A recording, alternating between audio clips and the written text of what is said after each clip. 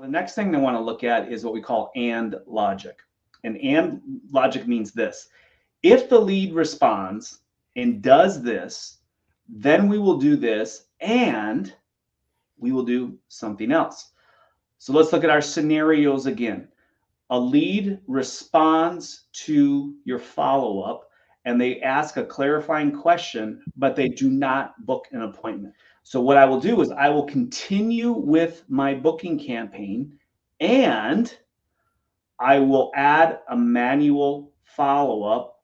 And if they do not book an appointment, I will move to a long-term nurturing program and then work the database with them over time. Now, a lead could also ask a clarifying question and they do book a call. So then I will respond to the question and I will add them to an appointment reminder campaign, and I will note if they showed or didn't show up to my appointment. And if they did show up, I will qualify them, move them into my pipeline, or abandon them if they're not qualified. If they do not show up to the call, I will then put them into a cancellation reminder campaign in an attempt to rebook. If they don't rebook them, if I can't rebook them, I will then move them into long-term nurturing and then focus on database reactivation and event management to try to nurture them and build trust and value over time. So it sounds complicated, and it is kind of complicated. You can't do this manually. You have to automate this process. Actually, the exact type of thing that we build for our clients. But the nice thing is that you are engaging the lead how they want to be engaged. And I think you already mentioned that, Diana. It's like engage them where you're at. You did that before too. So if somebody is ready to book a call with you, you're ready, and you give them an opportunity to do that. If somebody needs more time and they're still trying to evaluate if they want to use your services, I'm ready for that. And if somebody is somewhere in between, I'm ready for that as well. I can handle all three types of scenarios. So what are your thoughts or any final thoughts on that, Diana?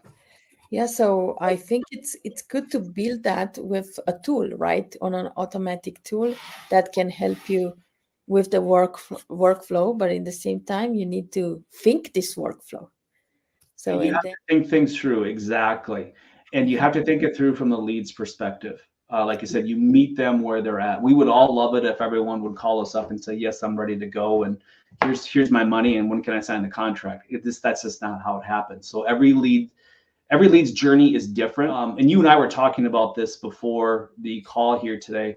Sometimes that journey might last years, right? So I know you said you've had clients that you've talked to months, if not more than a year ahead of time before they engage your services. I just had a builder that sold a $2 million custom home to somebody they first met 5 years prior to that. So it can take years to do this. What we are doing is we're always engaging that lead where they are at, and then we're giving them the option to tell us what they're ready for. So if it's long-term nurturing, I'm simply going to focus on educating and building trust and establishing value as a local go-to resource for building a custom home or remodeling your home. Now, if it's somebody that's been around a lot longer and maybe they were referred to me, they might be ready to book a call right away.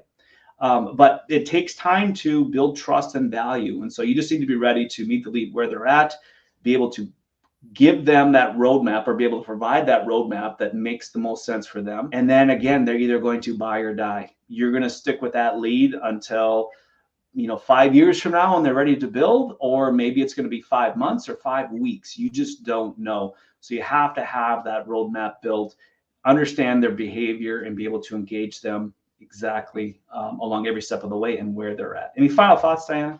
Yeah, so I think you need to do the work and not postpone it, and just find a tool that's working for you, automate everything, and just let the process work for you. That's right. Yeah, and that's exactly right. That's so very wise words. Is do the work, get something set up, because doing this manually doesn't work.